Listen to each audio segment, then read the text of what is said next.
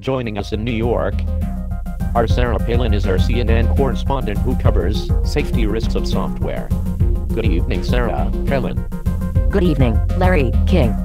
Big corporations invest the majority of their IT budget in system security to protect their valuable data. Although many companies invest in security for those companies that do not take it as seriously, it leaves them and the information of their customers much more vulnerable to hackers. Many users also protect their own computers by installing software that protects them from spyware, viruses, and hackers. The United States has the lowest piracy rate in the world because we invest a lot more money in getting security systems on our computers to keep us protected. Even a personal computer or laptop comes pre-installed with a security software system that keeps the computer protected from invading viruses that can potentially harm your computer and make your information vulnerable to hackers. There may be ways to protect yourself from being a victim of privacy breach, but how can unsuspected users protect themselves from fraud?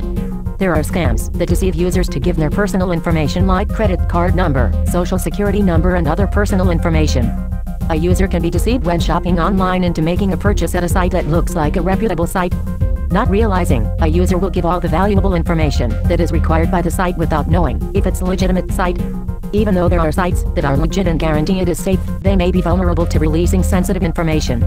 How can a user determine if this site is infected?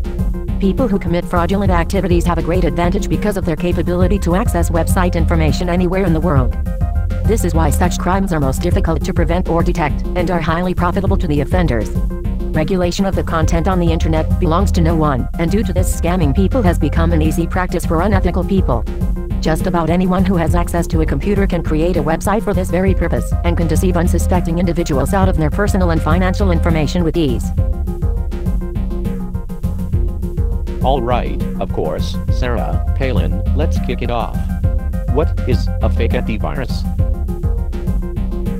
These applications alert user as antivirus. It will pop up messages like a virus has been detected. They then invite to buy the full version of the antivirus to disinfect the computer. If users don't purchase the antivirus, it continues displaying non-existent infections and pop-ups inviting users to purchase the security software. Never give your credit card details to these sites, which in reality does not detect or delete anything. If they buy it, they are wasting money on a useless program, and this application's authors profit financially through malware. In addition to this, they prevent users from checking whether they are genuinely infected or not. These programs usually try to block the web pages of real online antivirus security companies etc. So, what should we do? Don't click on pop-up, which offering free cash, winner of lotteries, which offering applications 100% free, which offering cursors, icons, screensavers, which offering free access to porn sites. That's right. Let's see some screenshot of look like. Be careful. Following are not an antivirus, but they look like an antivirus application.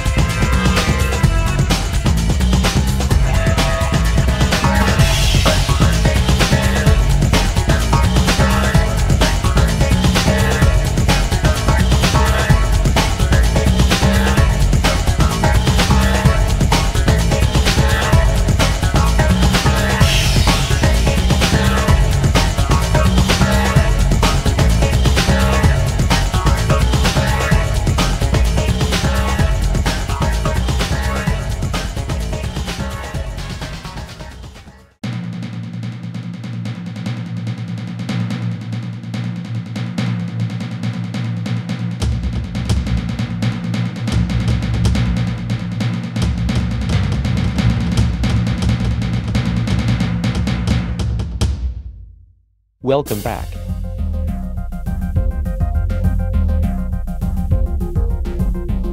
Ten useful tips for our viewers' children on online safety rules. 1. I will not give out personal information such as my address, telephone number, parents' work address, telephone number, or the name and location of my school without my parents' permission. 2. I will tell my parents right away if I come across any information that makes me feel uncomfortable. 3. I will never agree to get together with someone I met online without first checking with my parents. If my parents agree to the meeting, I will be sure that it is in a public place and bring my mother or father along. 4. I will never send a person my picture or anything else without first checking with my parents. 5. I will not respond to any messages that are mean or in any way makes me feel uncomfortable. It is not my fault if I get a message like that.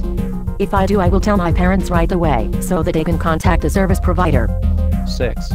I will talk with my parents so that we can set up rules for going online.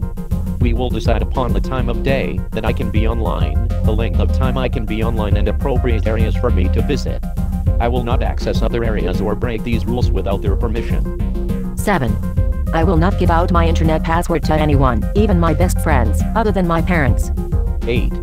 I will check with my parents before downloading or installing software or doing anything that could possibly hurt our computer or jeopardize my family's privacy.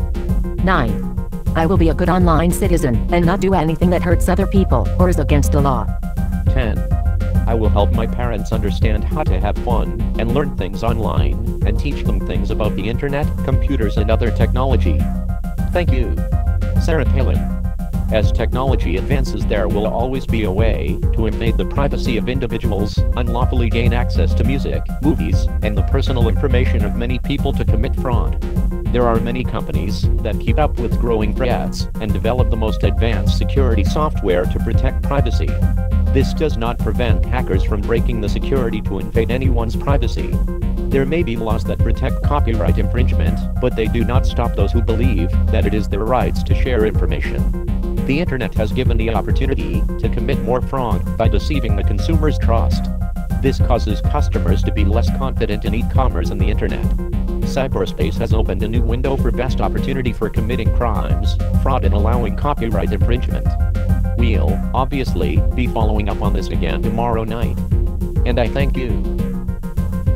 Thank you for having me on your show. Thank you all very much.